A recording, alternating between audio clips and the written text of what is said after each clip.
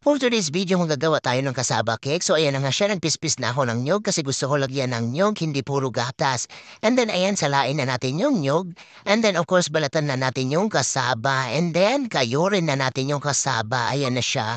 Ops. Ano yan? Ayun, malabatulas-dalas. Yung kamay ko. Diyos ko, grabe. Ikaw, ha, pasaway ka, ha.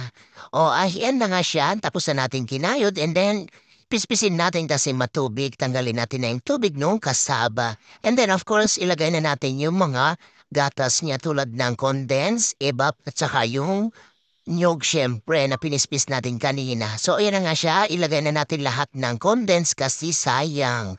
'Di ba? Para matamis siya tulad ng pagmamahal ko sa aking mga followers. Matamis-tamis. O, ayan, 'di ba?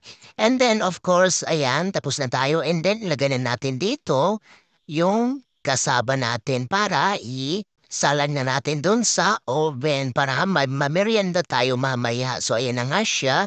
Ilalagay na natin sa oven. Wow, ipasok mo na. And then, this is it. Charan! Well done. Thank you for watching.